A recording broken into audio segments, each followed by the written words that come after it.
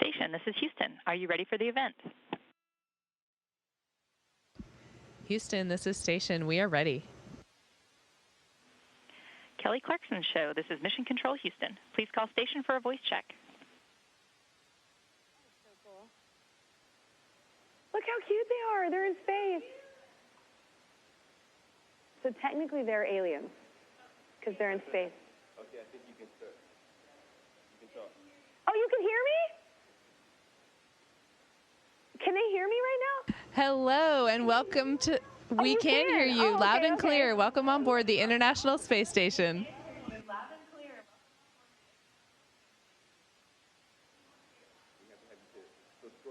Scroll back for me.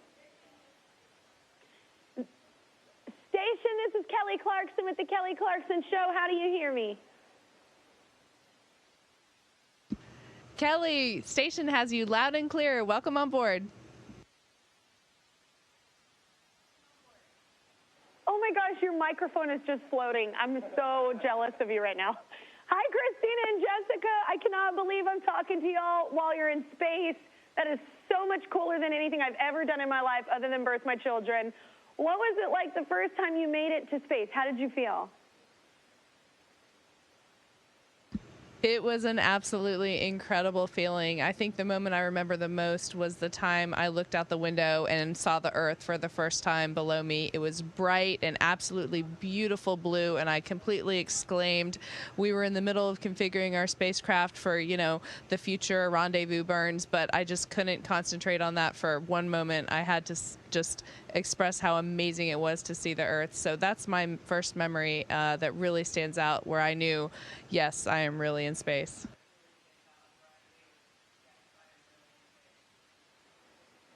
I love it. You just passed it in space. It was just floating. I'm sorry, I can't get over it. Where are you right now in space? Like, what part of the world are y'all floating over right now, if you can tell me? And if not, just lie and make it up cool. Like, make it cool. Well, Kelly, as you know, we are aboard the International Space Station right now, so we are orbiting around the Earth once every 90 minutes at an altitude of about 250 miles. We were just passing over the South Pacific, and we should be right around Patagonia, so around the tip of South America right now.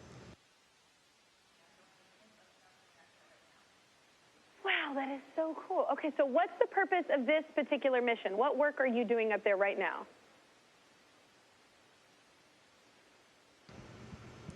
Well, the primary goal of the International Space Station is science. So we are doing all kinds of different scientific investigations, ranging from physiology and medicine and how radiation, spaceflight, the microgravity environment affect the human body. We look at protein crystal growth. Even these proteins can grow bigger and more pure in microgravity. That helps with some disease research and developing other pharmaceuticals. We do combustion experiments. Even flames burn differently in space. You name it, any type of science, we are doing it up here. Aside from that, we also have to do daily maintenance of the space station. It's actually been up here almost 20 years now, so we do have to make sure that we maintain all the systems and repair things that break. We do spacewalks when things break or have to be replaced on the outside of the space station. We fly the robotic arm sometimes to do that. So all of our days are different. We do something different all the time, and that's what keeps it so interesting. Kelly, one other mission that we're working on up here that I think is really important, and it ties into the science.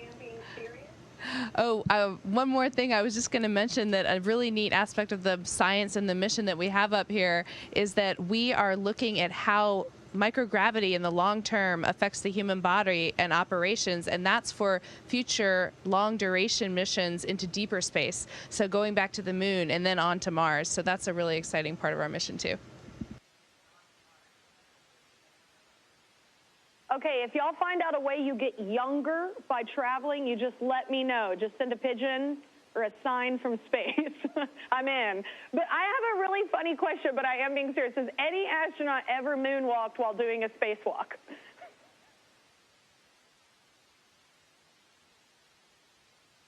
That's a great question, and we don't necessarily know the answer for past spacewalks, but our two friends are going out the door tomorrow on a spacewalk, so we might have to mention to them that they should incorporate that.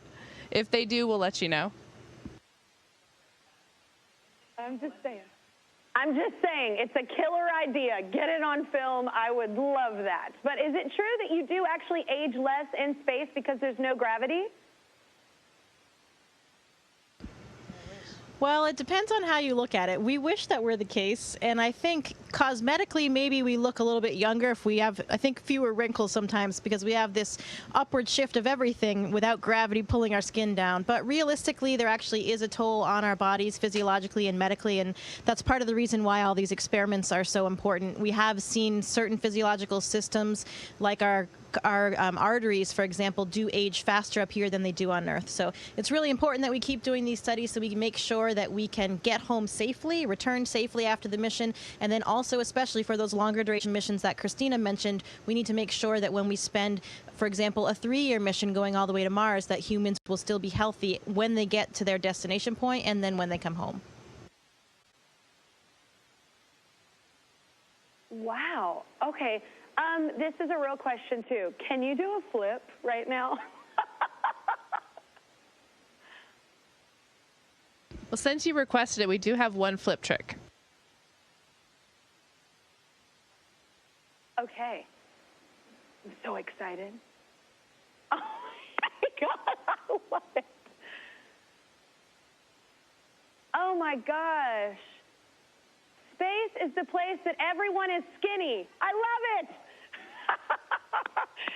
That is so fun.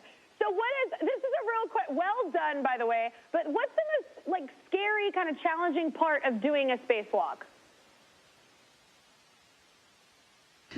Great question. I think one of the challenges is to remain vigilant for exactly what you're talking about. Even though the primary mission of a spacewalk is to, accomplish a repair or an upgrade on the external part of the station, all the while we have to recognize that we're in a spacesuit that's essentially our own personal spacecraft. It has every single system that a spacecraft has for both life support and just maintaining the pressurized environment that you need. So we have to be ready at any time if any one of those systems doesn't act as expected, because there's quite a bit of overhead in actually coming back inside, getting into the airlock, and repressurizing to where you can address some of those systems. So I think one of the biggest challenges is remaining vigilant, and even though you're focused on your task, remembering that there are some emergency situations you have to be ready to handle. And I think one more thing that makes it very challenging is simply just working in the suit. So this suit is very large. We weigh over 400 pounds in it. It's very massive. The weight up here is, of course, not quite as important, but the momentum that it has and the fact that it is pressurized, almost everything that we do when we wear these big gloves, it feels like you're working against an exercise ball or something to overcome that pressure. And with these big gloves, you don't have as much dexterity as you would. Your body is kind of contorted at this angle. So we do a lot of training on the ground to learn how to operate in that suit, but it is really the physically and mentally the most challenging thing that we do as astronauts. Wow. Okay, well, do y'all have any advice for little girls watching you who might want to grow up to be astronauts?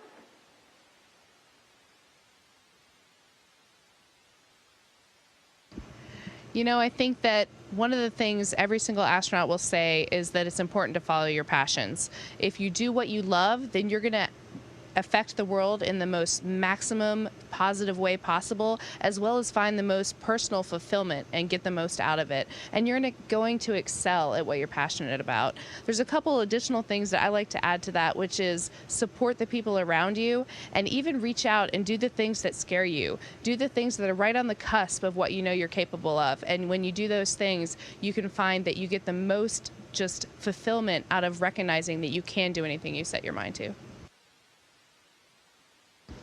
Yeah, I think Christina captured that perfectly, and I would add, just to carry on with what she was saying, you really have to remember that it's okay to take a risk. You have to be willing to take that risk and accept that you will fail along the way. Both of us and everyone up here has had several failures along the course of their life and in their trajectory and getting where we are today. But if we hadn't accepted that it was okay to fail and then continued, we wouldn't be here now.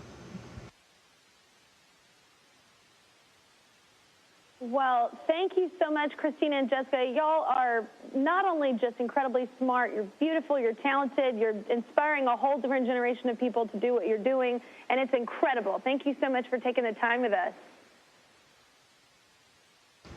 Thank you so much, Kelly. It was really cool to be part of your show today, and hello to everybody on the ground.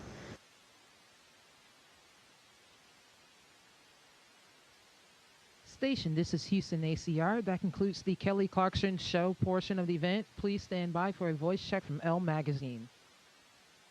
This is Madison Feller with Elle Magazine. How do you hear me?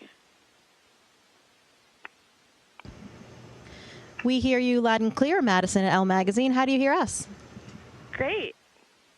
Should we go ahead and get started? Please do. Great. Okay, so we're going to ask just a bunch of career questions. So I would love to hear, what were your first jobs ever?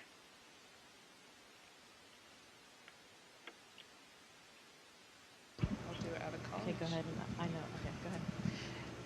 I think that the first job that I had ever was actually working at a toy store in the mall in my hometown, and I actually really learned a lot there. I learned, just general responsibility and being someone that takes care of problems for other people.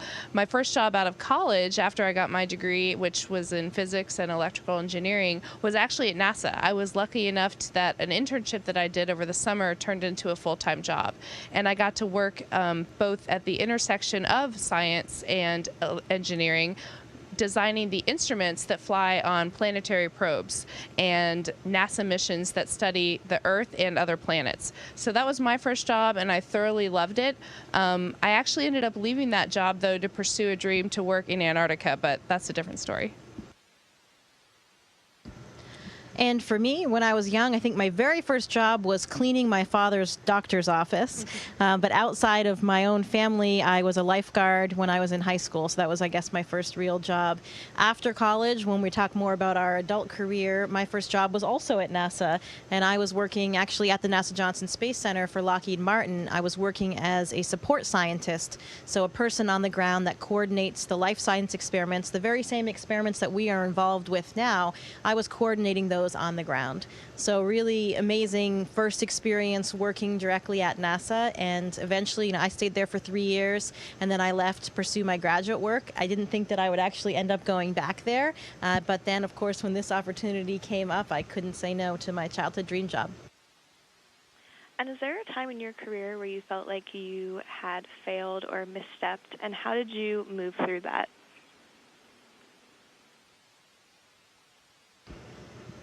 Well, one of the failures that I had was actually directly relevant in getting this job, and it was in the fact that I had applied several times before. When I was first realistically competitive, I started applying, and I did get an interview the second time I applied. I made it all the way to the final round, the final 50 people, and everything went really well. But in the end, I got the phone call that said, you did a great job. We encourage you to apply again, but we're only selecting 9 people, and you're not one of them. So that was something that I had to accept. Of course, it was heartbreaking, but at the same time, it wasn't really something that I had planned on coming true. Everybody knows there's such a small chance of this ever happening. But so for me, I did fail the first time, and even getting through that interview process, I still didn't get this job. But I decided when the opportunity came to apply again, and that time it turned out differently. So that's one piece of advice I always encourage people. Just make sure that you don't give up. If you don't try, then you'll never have the opportunities that you might have otherwise. Yeah. Also, we love snacks at Elle. Are there any space snacks you guys keep around to fuel your work?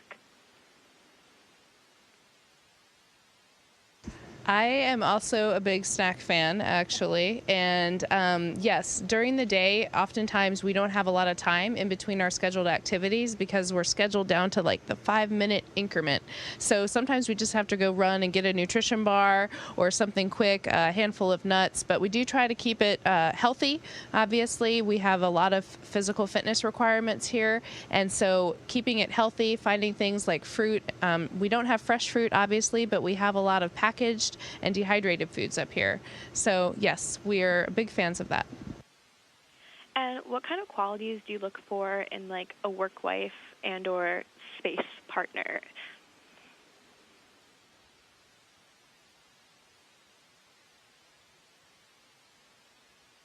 About crewmates and stuff. Well, one of the things that is really important to our jobs as astronauts is something that we've been stressing a lot, especially in recent times at NASA, and we actually have a buzzword for it called expeditionary skills. So we talk about, basically, when you sum it up, how to play nicely with others, the kind of advice that you would give your own children. And those things are especially important when we talk about long-duration missions like the around 6 months or longer missions that we have on the International Space Station, and especially for the future when we start thinking about going to further destinations like the moon and to Mars. We emphasize aspects like teamwork, self-care, team care, leadership, followership, all of those things that really help people get along well and really, I think, are critical to mission success.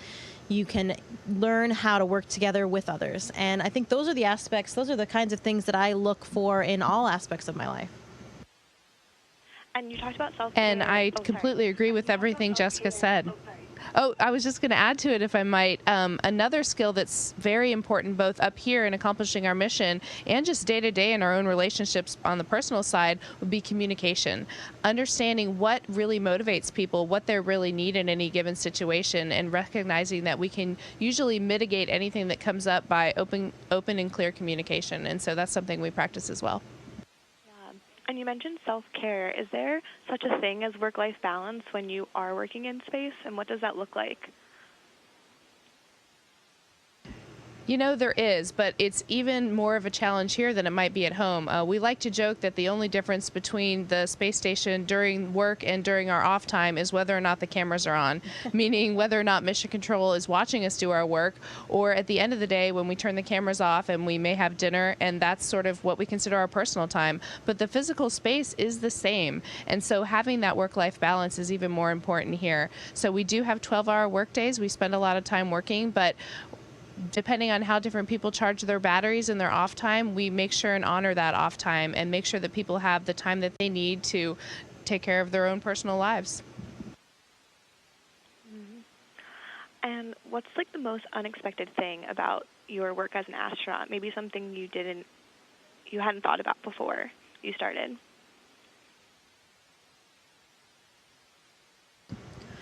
One of the unexpected things that was really interesting to me, especially given my background as a physiologist, was how your brain adapts really quickly to the environment. It was really interesting when I first arrived. You know, we are so conditioned on the ground to think feet are down, and if I drop something, it's going to fall down to my feet. Of course, that doesn't happen here, as you can see, but it's really difficult to convince your brain that. So when we're standing in this position in what we call the deck, this would be equivalent to the floor if we were in our training mock-up facility in Houston. So this would be the deck, this would be, say, the ceiling, and these are the two walls. So when we're in this orientation, everything when I first arrived felt very, very familiar. However, 1 minute we might be working in this plane, and then the next second, like Christina's doing right now, you might have to come up here and work in the ceiling location. So what I found when I first arrived was my brain, if I went up there and was working, suddenly my brain would flip-flop, and I would swear that I was back on the floor just because my brain was so convinced and thinking if I'm on that surface, it must be the ground.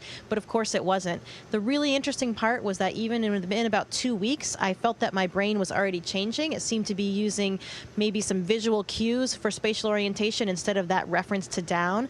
And the brain just made up for that big change in such a fast manner. It really shows the plasticity of the human brain and really what we're capable of as humans.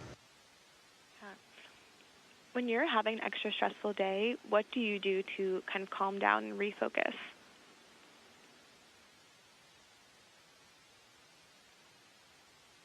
Oftentimes during the day, our tasks themselves are something that we can focus on and sort of get, I guess, lost in, you could say, to focus on how to be a solution finder and a team player and make sure that we can accomplish our tasks so that the scientists or the experts, engineering experts on the ground can get what they need out of it. So for me, I would say just working through situations, focusing on the task that's in front of me is something that I do. And then we have a lunch break during the middle of the day, so you can take, a quick little time to maybe write an email home, maybe make a call home, or just, pick up a book real quick and just escape for a few minutes. There's also looking out the window, which is an amazing escape. The Earth is below us, and it is absolutely phenomenally beautiful. And usually anything can be cured by looking at the Earth, remembering where we are, and just having that moment of appreciation. Great. Well, that's it for me. I believe we're out of time. Thank you so much. It was so great and honestly kind of bizarre getting to talk to you guys. Okay, thank you so much, Madison. We really appreciate it. Goodbye. Station, this is Houston ACR. That concludes our event as we count down to 20 continuous years of humans living and working on the International Space Station. Thank you to all participants from the Kelly Clarkson Show and Elle Magazine station. We are now resuming operational audio communications.